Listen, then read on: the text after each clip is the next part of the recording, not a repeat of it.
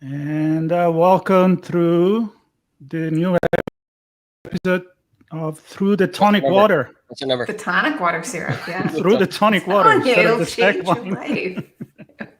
It's a new show. TTW. We talk about tonic water Nice. Okay, I like it. That's all we're going to talk about. all day. Just for an hour, we talk about tonic water. Yeah. No, that's how we started. Is it because it's hot? Because that's still hot here. I know we like to talk about the weather when we start, so people don't feel too bad where they are or too good. Well, I'm wearing my black hat today, just in honor of everybody who is in Vegas and everybody who's not. Does it mean that you are in Vegas? Yeah, are you in Vegas? Are you in Vegas? I may or may not be in Vegas.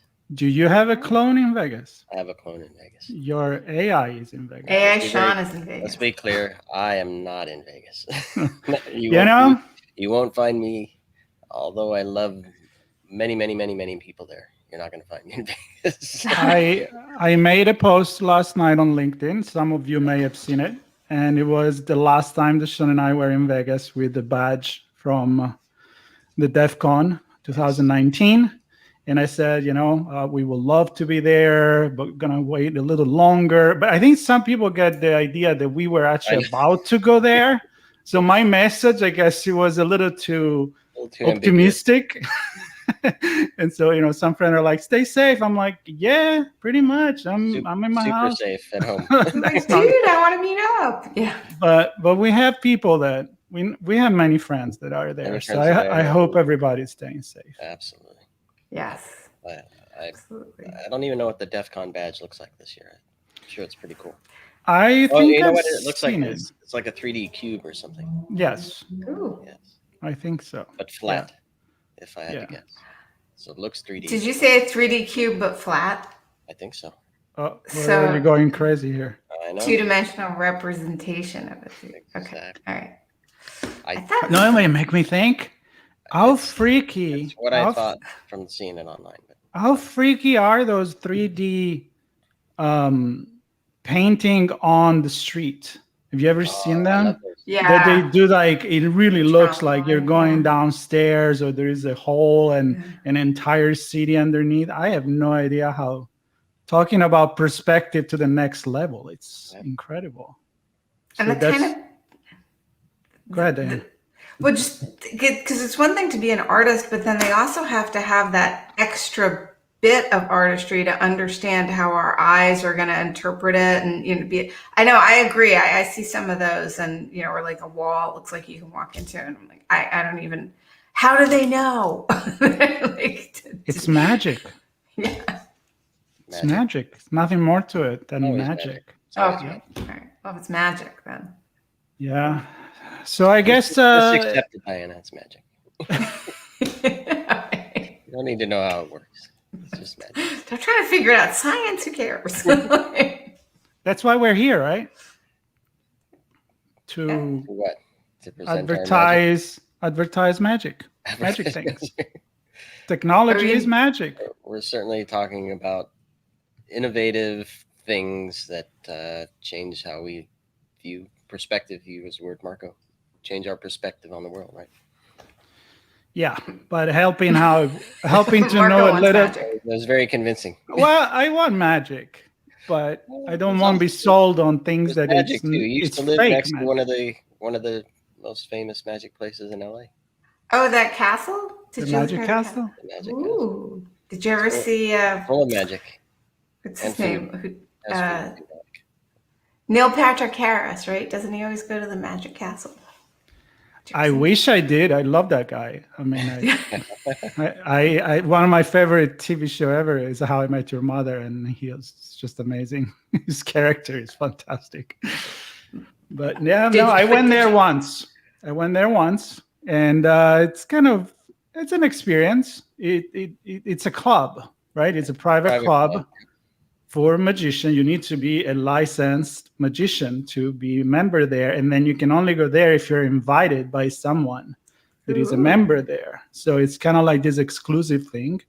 And then it depends on who is there. This magician, they go there, they get certain boots, and they do some magic trick, and they're pretty good. Yeah. But it's really random. You never know what you're gonna find, except the dinner, a piano to play itself, and a few other things. But I went before the big fire. You remember, Sean? You got on fire. Yeah.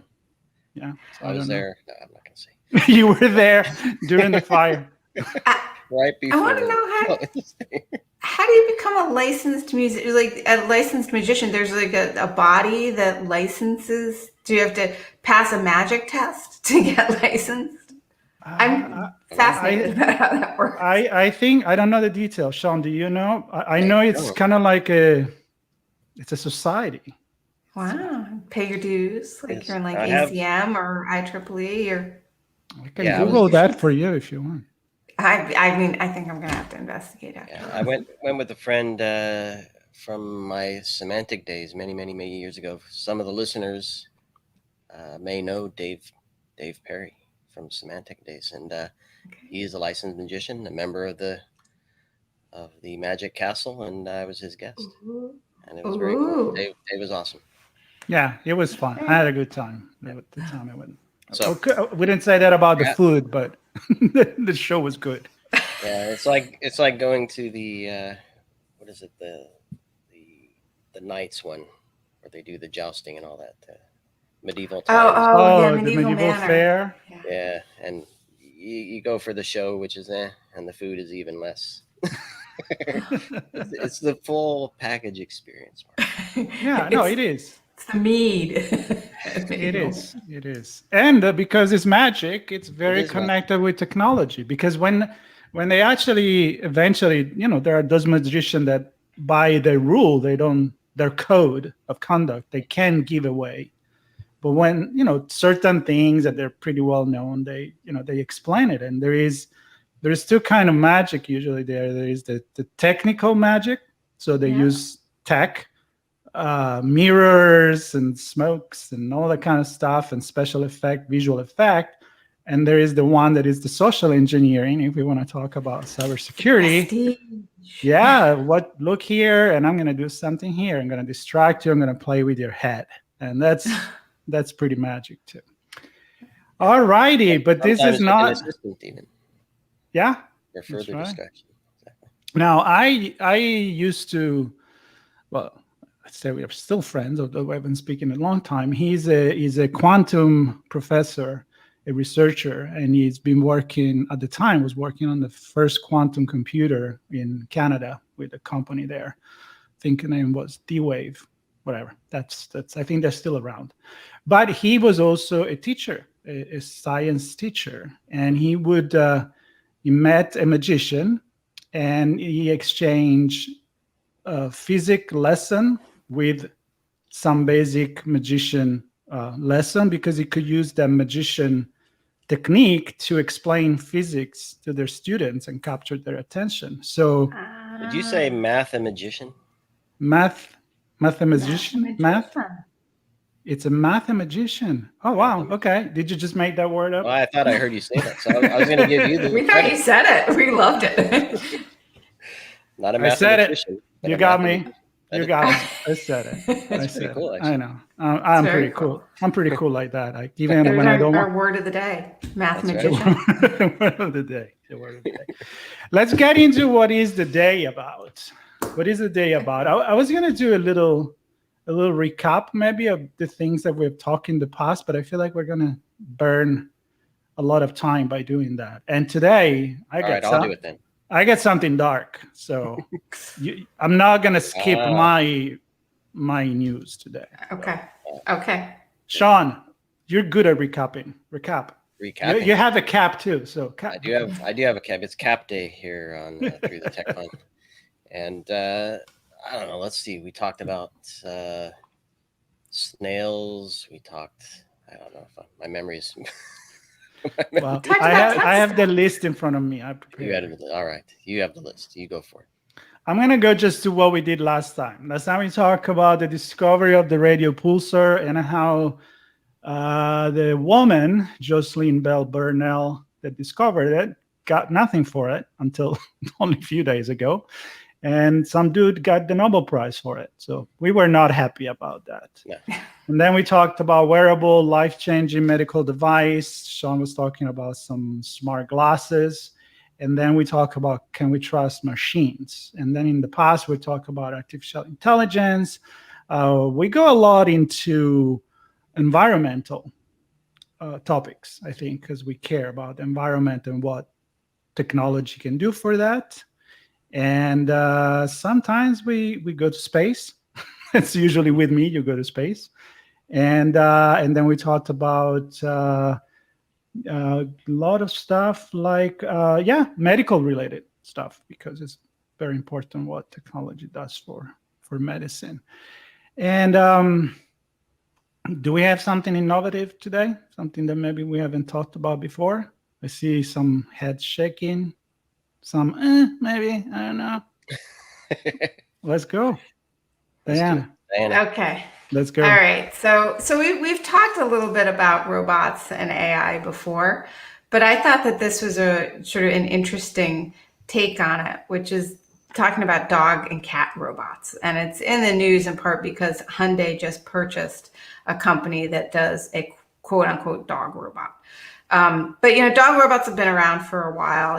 We've seen like these sort of cartoon character animatronic ones at theme parks, for example, and you can see they've built dog robots or pet robots, sometimes cats, and they put fur on them and they help the elderly or those who are lonely to have something that they can pet that'll purr at it or bark. So there have been these different kinds of robots around, but we kind of talked about that, if you remember. Yeah. But these robots aren't actually designed to be dogs per se. So really, if you think about what's one of the most stable ways to get around that's quick, it's 4 legs. 4 legs, there's a reason that there are so many critters with 4 legs, is it's a nice stable form factor and you can move around easily. And then knees are another thing that are incredibly good when you're going up difficult terrain. So if you wanted to have a robot that was going to be able to move quickly around different kinds of terrain, something that's 4-legged would kind of resemble a little bit of a table. But then we'd with the knees and everything, how do you make it a little bit more palatable to humans? You could kind of lean in and call it, say it's like a robotic dog. So that's what's known, is that there's this robotic dog out there called Spot, and the company that makes it was just recently purchased by Hyundai. But Spot has been being used by police departments, and in a couple of ways that have been helpful, but also controversial. So one use of Spot was the Honolulu Police Department took some of their pandemic relief funds and they purchased a Spot. And Spot was used to go to people before they were allowed into shelters to check their temperatures, to see if they had COVID before they could go to a temporary shelter. Spot would check it that way. I mean, there's a good benefit for humans here because no human has to get potentially sick by going up to another sick person. You can just have Spot take the temperature. They also could do intake interviews in a safe way because Spot can open a communication channel. So Spot turns the camera on, the person's on the other safe side of the remote connection, and they're talking to the person in line before they go to the shelter. So that's not a terrible use, although there were some questions about the use of the pandemic funds for Spot, although I think, makes sense what they... The other use of Spot that has been in the news was the New York City Police Department got their own version. They painted it blue and they renamed it DigiDog. And DigiDog was used to do some patrolling areas that can be dangerous for people to go in, or to go in and censor with police when they're responding to things. One video got out of DigiDog responding to a domestic violence call in a housing project and helping the police. But that created such an uproar in New York that DigiDog got returned to the manufacturers. So sent to the shelter. Yeah, DigiDog had to go back to the dog shelter, the DigiDog shelter. So my question here is, like, the dog piece seems to me like it's trying to actually make us like these a little bit. I mean, I know you'd call anything a dog, and you see these move around, and they, it's like you say dog, and as human beings, we're so good at context and filling things in. I instantly think dog, and then I feel positive towards it. But I do think that the privacy concerns and some of the concerns from the different advocates about police abuse of tools sometimes to target specific people or specific kinds of people. Those should be taken in. So calling it spots cute, but do we feel like this is something that's really aiding people because there is that value of like the temperature part, or is this something that is potentially problematic, or is it just like any technology? It's both. It's a little bit of both. All right, I'll go. I think it always boils down to how technology is used, right?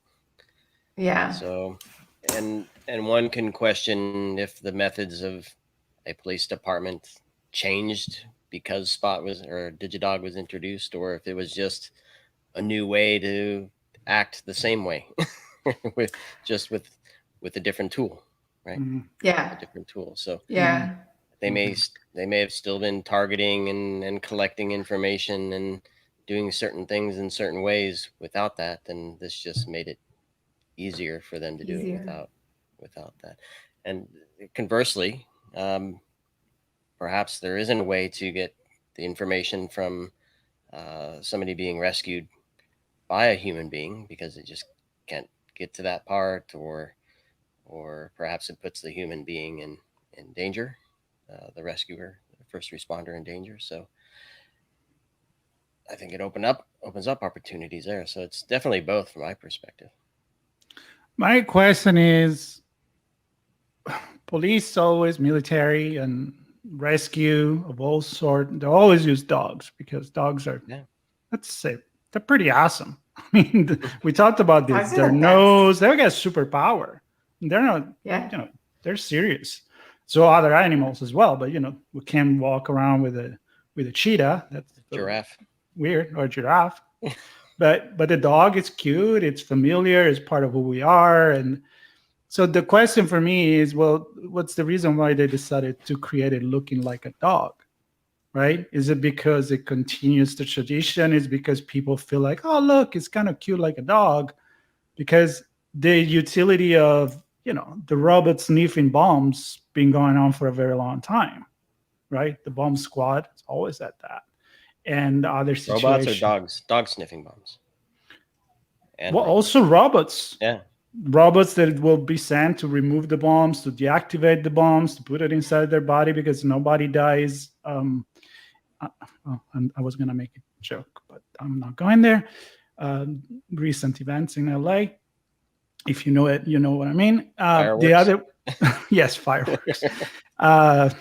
Anyway, so I think the reason that my question is why do they have to look like dogs?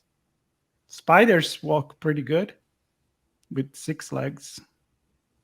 That 8. How many? 8? Maybe even 8. Yeah. Yeah. So why don't we go in and with this big spider instead of? I mean, scientists are researching on that too. Look. Worms, snakes, movement, flying. So is there familiarity? And on that, maybe, I mean, the question is, does it actually need to have a head? You said it even had fur, right? Does it no, you can't. There are some robotic dogs that have fur. These actually don't Those have are therapeutic heads. They kind of look like walking tables, the Digidogs, the Spots. Okay. So are they kind of like the one from that we see the videos here and there? They do the flips and those look like dogs. They look like 4 legs animals. I don't know. They look more like hyena to me. Right. That's it. It's like a cross between a table and like an animal that looks kind of like a robotic table. But because of the way that the knees move and they can move up and down, and when it feels my brain, stairs. And it's called Spot. My brain is like, that was the point I was going to go to. Is regardless of what it looked like, they gave it a name that is often used for a dog, and clearly the police Digidog. There's no Digidog, no question about that one. So I don't know why. I'm wondering why why the naming was that way. Is it for the people using it to feel comfortable using it? Is it for the people that are being approached by it? I mean, I don't know if the police are arriving to handle the situation. They're probably not saying, "Let me introduce you to my my good friend Digidog. The dog's probably going and doing its business before it even has a name given. So I don't know what the purpose of the name is. Is it for the users or? It's because I think we have the tendency to make everything human and everything that we are relatable with everything we do. I mean, we talk in the past, and I think we'll talk in the future about humanizing robot. Why do they need to look like that? Because people feel empathy. And so going in a house with something that kind of look like a robot instead of like something that looked like a big spider, it's probably going to go a lot better than that. So, but I think that the bottom line is that we're always going to have more and more robots that are going to do the jobs that we don't want to do. Or at least, again, extend our capabilities, both as individual or, I mean, think about if you could have, and you probably will have it, robots that can go in the fire without getting burned and blow an extinguishing chemical that is going to take the oxygen out of the freaking air. I mean, wouldn't we use that? I mean, we're already kind of trying with drones, which of course can't fly because the hot air going up. So that's going to be a problem. But I mean, I think we are going there under the water, in dangerous situation, as you mentioned for the COVID. So I don't think there is a way back, and I don't want it to be a way back, to be honest. That's the beauty of technology. But the question is, why do they look like that? Well, yeah, and I think that it's true. And are they looking like that so that we have to balance between making people feel comfortable? Because if you were getting your temperature taken by a big creepy spider, that might feel different than if you're getting your temperature taken by something that's called Spot and seems doggy like. But then also, let's maybe not then get lulled into, well, it's just Spot, the dog wouldn't do anything wrong. Well, it's still a robot. It's still controlled by human beings. And so we do have to be careful about the use cases. So the temperature one sounds great. I don't know about some of the other, the negativity of what I read seemed to be a lot around like how the money was being spent and should it be spent other ways, because I do think technology aiding humans and even aiding dogs, right? Because the sniffer dogs the cadaver dogs get depressed apparently if they have to sniff all day and they don't find anybody. So if you had a sensing robot that could go into hard to reach places the way dogs could, but is just looking for a heat signature, and that could indicate, it's most likely if you're under a pile of rubble and there's a lot of heat, it's probably a human. And then the dogs could go in and maybe pinpoint and say, oh, it's right here. So that could even help dog emotional health, because they don't burn out. Exactly. Like they have to hide a human supposedly at the end of the day for some of these dogs. Just so I think the military is already trying to use those dog robots for, search and rescue, or even attack a mission, where they go ahead, they have a camera, they can sense noise, they have radars and infrared and all of that. So I don't think they're shooting yet, but I wouldn't be surprised if they did. How come we don't make drones look like birds? I think the answer for that is that the physics of flight, it's pretty complicated. Whomever Mother Nature made those was pretty clever. Although there are, if you look at TED Talk, there are research labs that are able to replicate the flight of a butterfly or a bird. I mean, look at the hummingbirds. I mean, I got a lot of hummingbirds in my garden here. They're freaking amazing. I mean, they literally stay steady in the air, flopping their little wings. Like, I mean, they do maneuver that you wish you could have an airplane that can do that. So it's incredible. Well, we sure love animals. I don't know how we can translate that into robots, but that's kind of leading into my topic. So, okay, Sean, I go? I'm not ready. I'll go studying about it. All right. No, I can go. I can go. I'm afraid if we arm go in wrestle. this, Sean, Yeah. there's not going to be more Virtual time arm for wrestle. you. We're going to go deep into the dark world. Okay. All right. All right. So It's up to you. We can You're skip ready. mine if you you want go. to go. Ready. You go.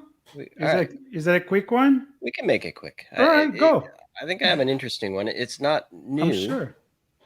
but it's something that continues to evolve. And it's interesting because you talked about the drones and using drones, but it can handle heat and perhaps robots and other things can handle different situations.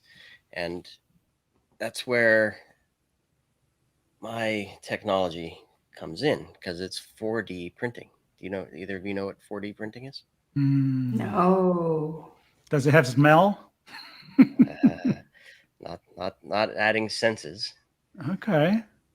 4D. Okay, you got me. Yeah. I can go So to 3D. It's effectively programming material to respond to stimuli. So it's 3D printing with the added programming to respond to stimuli.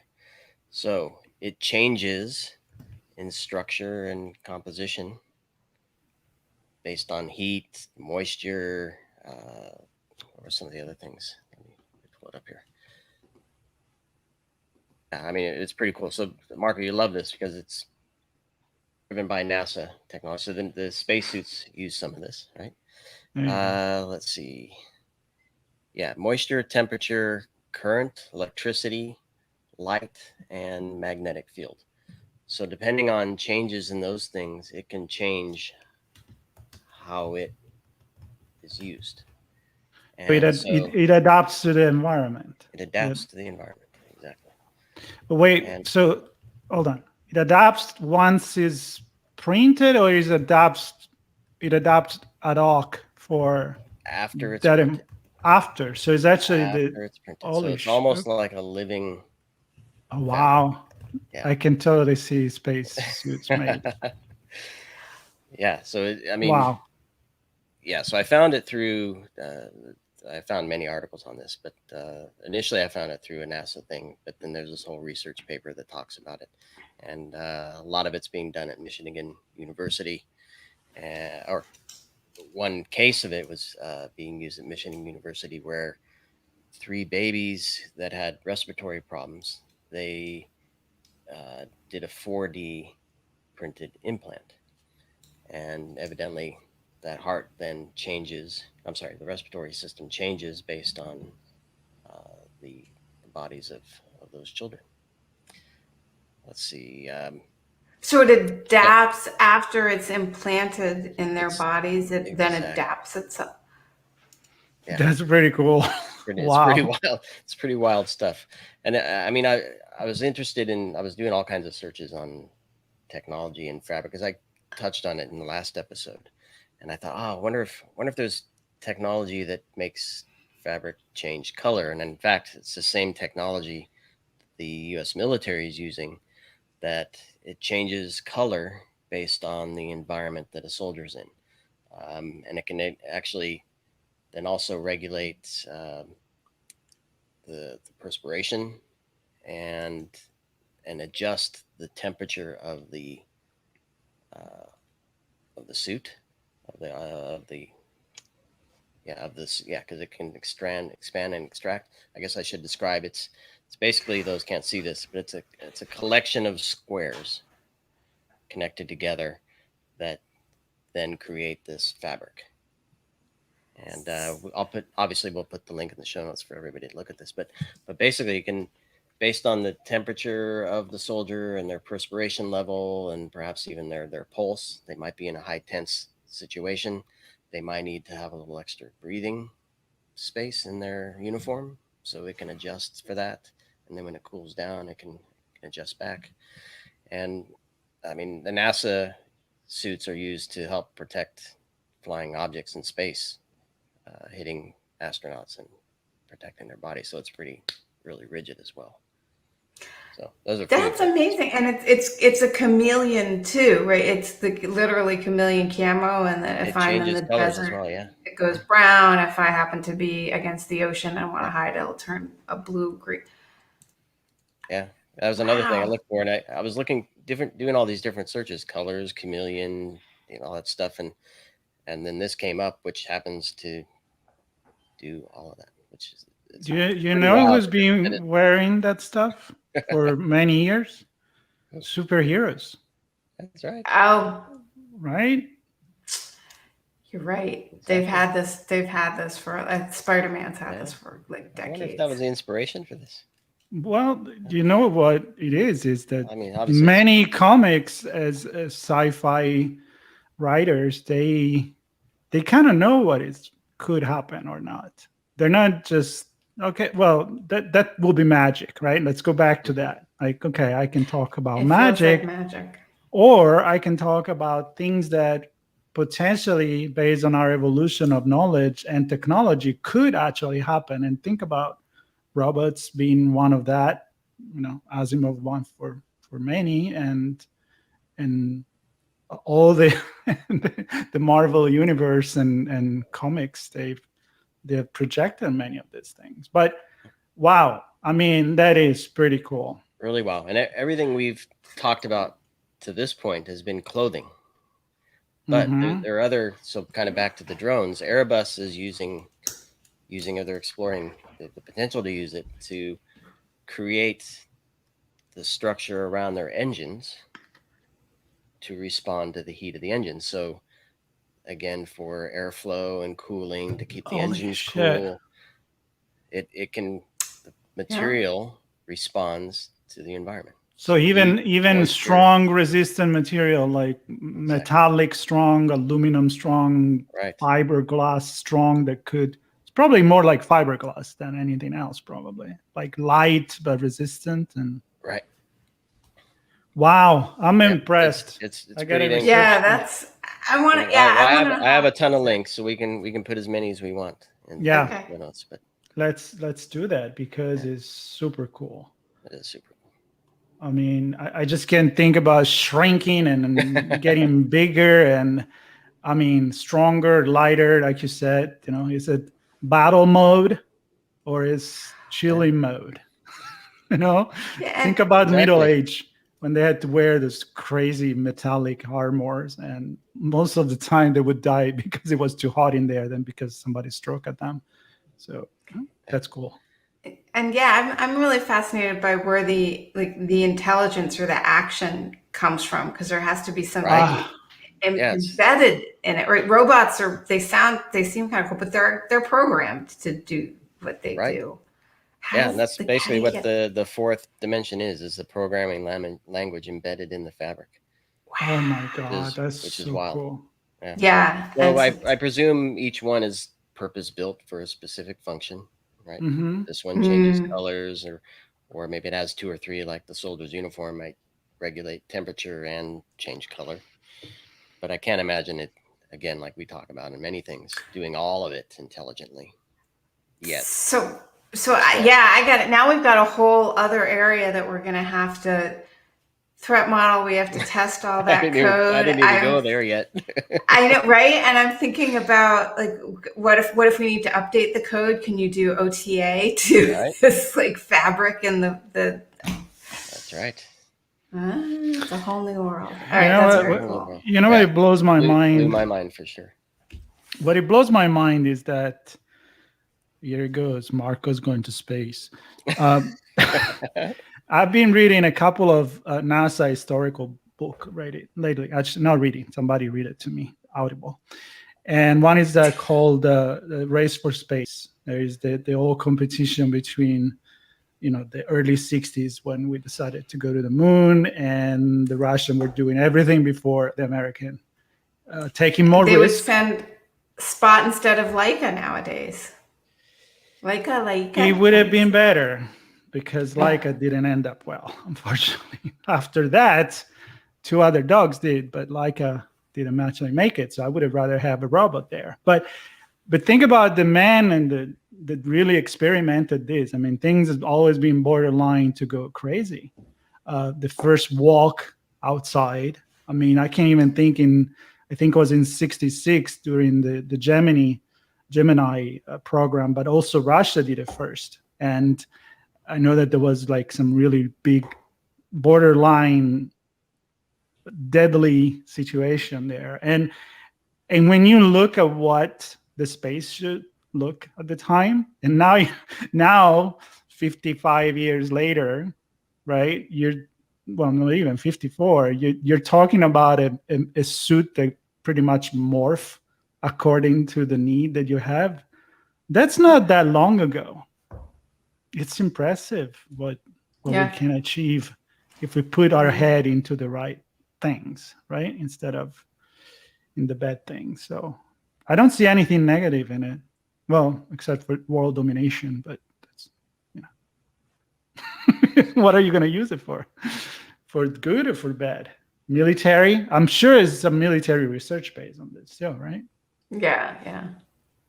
Well, It's less the use. I'm worried about the misuse. Like I'm thinking about it because anytime you have code somewhere, right, someone's going to figure out what's the misuse case. Let's heat that suit up. Yeah. Or what's the vulnerability and how they write? Let's tighten the waistline. But, making it tighter while it's in air and taking that plane down, for example. We can't blame speaking technology. of dark, but I think this is at the core of our conversation. If people haven't figured that out, we go dark, we get the bad side, the good side, but technically, we all agree that technology is great, technically. Humanly, as a human, we're the one that decide that. So everything. Yeah. The V2 rockets, they were invented to bomb London. And then they were converted into putting men in space. It's the same rocket, except one has a warhead on it, and the other one is the warhead is not a warhead, but the head is used for scientific use and then carrying people. Again, clear example of how do you use technology is up to us. Yeah. Mine, instead, it's a little bit more philosophical. So we kind of mentioned this a few times because I think after 10 episodes, we went kind of all over the places. And Diana, you brought up giving a voice to Bourdain in 2 episodes ago. Yeah. It was an artificial intelligence reproducing the voice, but it was reading things that he wrote. And we said, is that right? Is that wrong? Yeah. We also know about situation where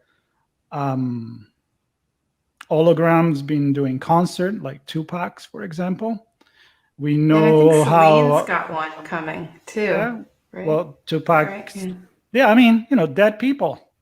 I see dead people. Well, right? I don't think Celine isn't dead. No, but I'm referring to dead people. Okay. Because the question here is this article in the Wall Street Journal, and I've seen many articles. I'm very interested in this. Is could AI keep people alive after death? Can you upload yourself in a computer? Can you bring all the social interaction that you had into a bot, into even a robot? Can you? That guy who programmed his dead girlfriend, is that the one? That's one, but I wasn't going there because I definitely want to have episodes about this. and you can go totally technical and you can go totally philosophical on this. So I wanted to have a general conversation because, of course, you can go and define what is death, what is life, what is consciousness, what is awareness, and all of that. But right now, there is a lot of study that are made into try to have version of people after death. And Microsoft is actually doing a lot of that. There are some bots called Replica and other ones called Hereafter AI, where you pretty much create your kind of avatar and you upload a lot of information, and eventually it kind of start behaving like you. So it's you after you die, and people can interact with that, taking your personality. I don't know how much you guys know about this, but did William Shatner do one of them?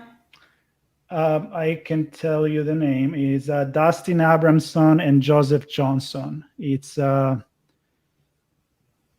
Because I thought described William Shatner, because conversational. he's 90, and I thought that he had done something like He may this have where been they part were of trying that. to make a version of him. He did it all. He sat there and sat for hours of video recording because he wants this. But that then after he's dead, people will be able to interact with Captain Kirk, when he's as what. Well, that's the But concept. because I read about that one. No, this I was mentioning like the Oh, Microsoft this research, for example. You lost me? No, what? You there? Am I here? You're there. I'm here. Diana's there-ish. Yeah. Lost Oh, okay. audio. All right. There you go. It's like, who disappeared? Am I dead? You there? Okay. Are we on? We live? Yeah, I can hear. I don't know if I cut out or if you cut out. I don't know what happened. Nobody cut out. I think you thought we cut out. Okay. All right. It's okay. It's live. So whatever. So is it William Anyway. Shatner? Well, I don't know.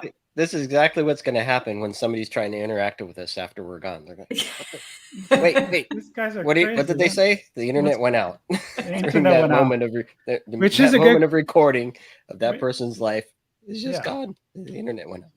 So let me get to the point here without going into the technicality of it, which is probably possible. You can input a lot of data.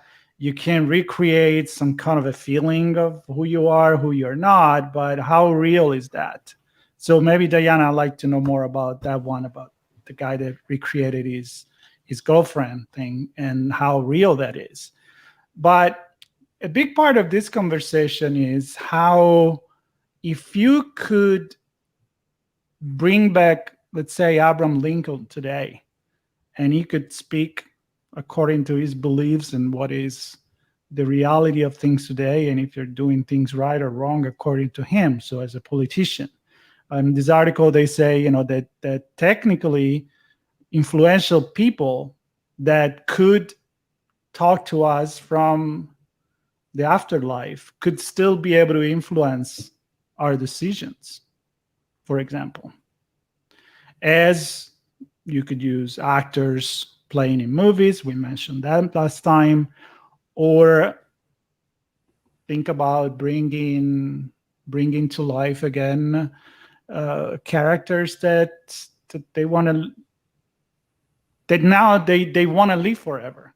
Let's say another, like a politician or anyone else. How, my question is, apart from the fact that it's technically possible or not, and how we define life and how we define death, and is it like a body needs to be alive, and can it just be the brain, and is it really ever going to be your brain, because we don't even know how our own brain works. But the thing is, my question is, how would it affect today's life if the people from the past could come back and be part of it? Or people today, they never die. So instead of being in books, they're actually interacting with you to a certain level. So the place where my mind went right away is something I was reading earlier about the Constitution and how the Constitution was designed by the authors of the Constitution to be a living document. And I think it was Thomas Jefferson at one point wrote, he really didn't anticipate it to last more than 20 or so years, because the thinking was that we're going to make a framework and the world will change and people will change, and we'll need to go back and we'll revisit this framework and update it. But where we've gotten to now with the Constitution is that, other than the 1992 passage of congressional pay, which had originally been ratified in like 1789 or something crazy, we haven't had anything for decades and decades. So rather than being this living amended document, it's become kind of set in stone. And many people support that because they say, well, the framers of the Constitution wouldn't have wanted to change. We've got written proof that they did see this as something that was supposed to be alive and to change. But would would it be better if Thomas Jefferson was actually saying that to someone, or would people just go, well, that's not really Thomas Jefferson? Even if we took his actual words, his writing of it's intended to change, I think every 20 years or 19 years, I think is what he wrote, should be. I mean, maybe certain things that people wrote would land better if instead of reading it, they could interact. But how much would we have to then fill in the blank between what they've actually written and we could feed in so that we know that they're representing that person versus starting to make things up or extrapolate, Hey, here comes the cybersecurity, like manipulating. So like create a fake reality that actually I can see that. I can totally see that in a dystopian world. Totally possible. Yeah. Sean, what do you think? Right? But even let's assume that everything is pure. I like that. Pure and white. Pure and ethical. So the reason for it would be to have more information so perhaps we can make better decisions, right? Or have a better experience in something without having that data. With it, we have a better experience in something than if we didn't have that data or that information or that voice, whatever it is. And so my question is, do we, two parts, do we need that to have those experiences and make those decisions, or can we do it without? And if we then start to rely on it, do we have enough? Because I don't know if a good example, but you might have blue side presented digitally for us in the future and the red side missing. How good is that going to be, right? Or vice versa. Or I guess the other question is, I always go back to context and perspective, right? So things have changed clearly in a couple hundred years if we use the Abraham Lincoln example. The context of those statements or those positions or that information and the perspective of the people presenting that information certainly not certainly, but probably don't match current state of affairs. So really good point. I don't know. I think if it's just an experiential thing for ourselves, it's one thing. But I think if we're using it to make decisions for each other and for society, I get a little nervous. Yeah, that's a really good point. Yeah, if it's just you and a loved one decide that it would be nice to be able to have some sort of connection with each other after one of you goes, and you record whatever number of hours of video, and then you can the AI helps you to have a conversation, interact. That's a very different, and so it's just comfort. It's an AI version. That's very different than like my use case where I was like, what if we could get Thomas Jefferson to convince people what he really wanted to have done with the Constitution, which is a whole other so here's the thing. Here's the thing. How real is real, and how much of that truth we are okay with. Stay with me. So I can't bring back Lincoln or Jefferson because I don't even have enough information apart from historian, which they're very well known to distort reality. There are plenty of cases of histories being and how now we are rediscovering things that, hey, this dude wasn't that cool in the end, this is the truth about it. But now that we are all connected, we're talking about people, even everyday people, that may decide, well, I want to be in a situation where I want to have a memory of myself that people can interact with, or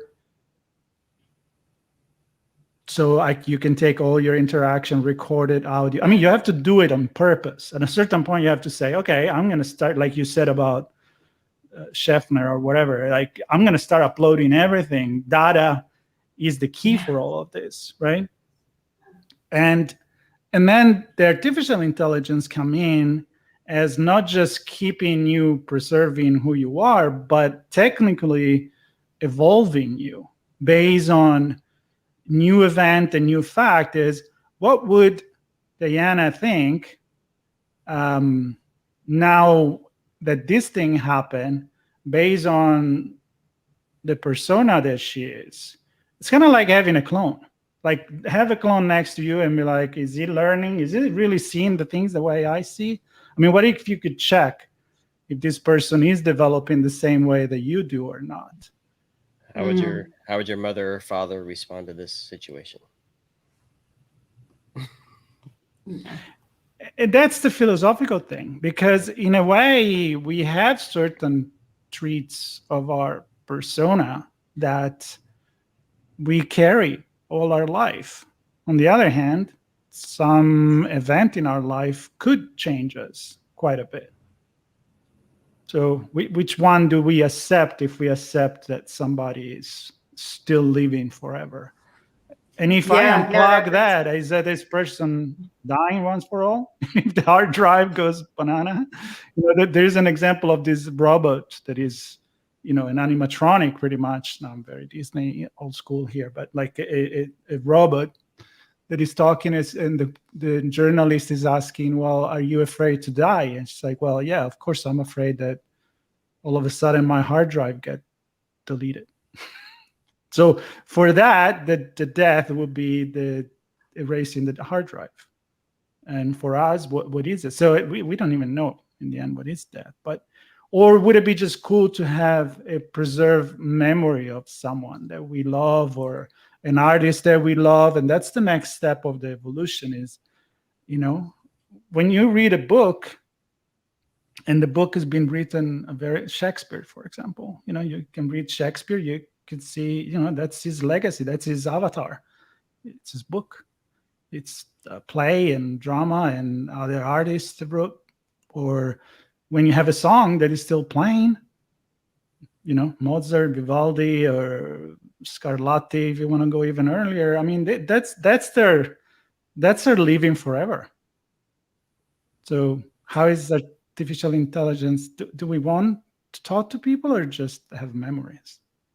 That's a great point. Yeah, I mean, what if this had existed back then? You could have had Shakespeare reading one of the plays, or Beethoven playing a couple of famous works, and that would be a very cool experience we could all have. But you're right, if it's a loved one, then we change. Some things about us are the same and set in stone, but our opinions change over time. People become, they also grow too. So yeah, instead you'd have that person frozen. So it's interesting. Could we use it in a limited way with like a famous person we interview, like William Shatner? I think people were just asking him interview kind of questions, and now people in the future can interact with this avatar, but it's not, no one is going to think, well, that's really William Shatner, or even ask him, if you were alive today, William, would you posit a solution to this very current event that didn't exist when you were around? Then we're getting into it. So are we expecting too much? Is that even a possibility? One question here, and Sean, I'm going to ask you this to you. In the article, they say that sometimes people that are the core, the soul, the founder of a company, talk about Steve Jobs for Apple or Elon Musk, and Elon Musk could upload Jeff Bezos. They could upload all themselves into a very powerful AI-driven robot and say, when I'm gone, this thing is gonna run the company according to my principle. And would you take this? Would you take that as a guide for your employees and management and all of that? Yeah, I mean it's an interesting perspective, because I'm gonna first make a comment that back to Shakespeare. If Shakespeare read the play as he wanted it, I wonder if we would have as much creativity around his work. If it was otherwise, people would try to replicate exactly, right? Kind of mimicking a song, right? Creative freedom versus making it your own without having some preconceived notion what it is.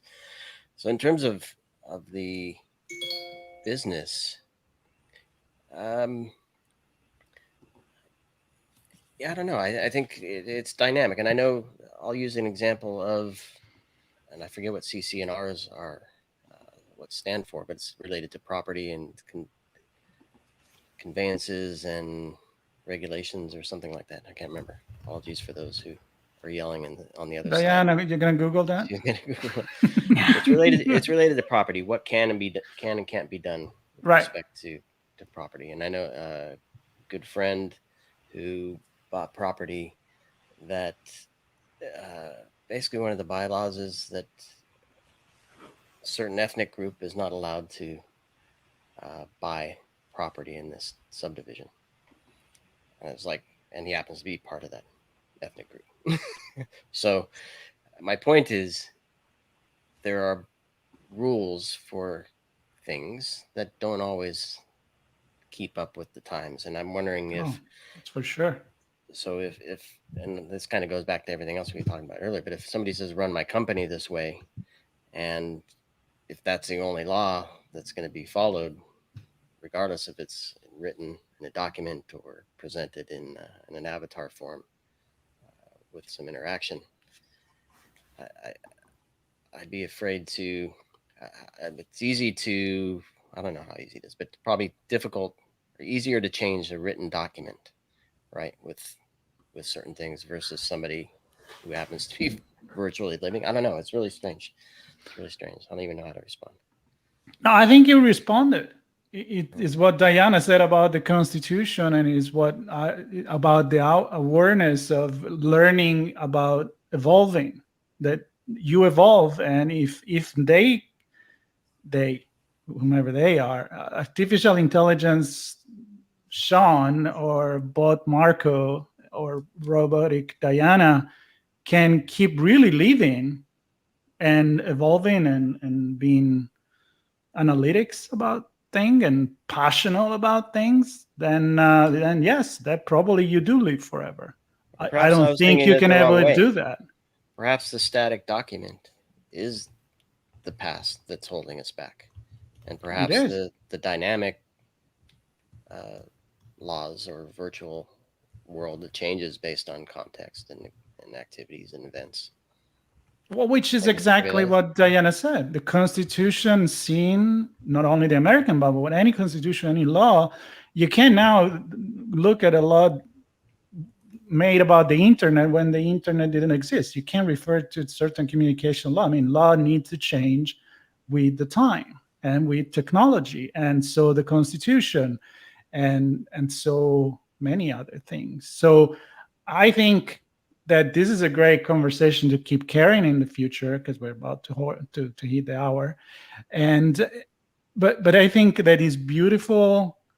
It's almost like an extension of a photographic album and a tape that I found, like an interview I did with my uncle many years ago on a tape. And I heard me asking him questions for a paper I did in college, and it was cool. I mean, it brought me so many memory, many more than looking at him in a picture, for example. So that added layer of, third dimension, fourth dimension, that it can count with the videos, seeing this person, and maybe, I don't know, maybe being more real. That's a really cool thing. But I wouldn't call it afterlife as living forever. I would say preserve who you are and the memory of this person.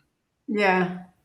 That difference between, is this just a different kind of photo album or video, versus if we're now going to try and interact with them and get advice from the CEO 20 years after they've died about how the company should be run. Yeah. I was actually watching the Imagineers, a documentary about Disney, the people in charge of Disneyland and Disney World, and it was a separate company. And when Walter Disney died, the chapter after that is called Frozen now? What Is would he just frozen? I think he's just frozen. Sean? Really dead. No, he's back. Is Walt Disney frozen? Oh, Oh, because Sean I'm was not frozen. frozen in the video. No, he, I think I had the problem here. No, I mean, I thought Walt Disney, like, I think he's cryogenically, he's waiting for. There was a legend that he was kept frozen in the Haunted Mansion. Yeah. That's in the documentary. But the whole thing was like people were asking themselves, what would Walter do? Because they were building the Orlando one as when he passed away and his brother took over, and they were trying to carry on the company, say, what would he do? And then they realized, we know what would he do. We can't keep thinking the way he does, but there is some pillar of, the way that he wanted those pillar of the Disney world in terms of the company, that we know we got to follow that because that's what it is. But you can't expect him to tell you what to do. He kind of did, right? Yeah. Okay, and did I go dark enough for today? No. I don't think that was I that can dark. go darker. Okay, I can go darker. Next time, be darker. Next time. All right. Well, next time, and so we're gonna say goodbye right now. We are in the hour again, and Diana, thank you very much for always being part of this. Hopefully, one of these days we'll bring a guest. We're still trying. We're still trying today. It's like that somebody keeps going on a late night show saying they have a clip of their new movie, and then they have some old movie from the 80s that's ridiculous. Like, that's it. That us with like a guest, we're just like, wait till next time. I know. And then it's us. I am gonna. Well, it's I'm like gonna. Jimmy Kimmel and Matt Damon, right? Oh, is that it? Yeah. I think it's our ongoing joke that there'll be a guest next time. That's right. Nobody wants to come here with us. I think they know enough now that nobody wants to handle the three of us for an hour, or maybe yes. Well, if you want to be on the conversation with us, let us know. And if you have any questions, any ideas, any news, please comment, share it, let us know, and we'll see you for sure next Thursday, maybe at the same time, maybe not. Who knows? Maybe we have a guest. Who knows? Streaming live, YouTube, LinkedIn, Twitter, Facebook. Peace.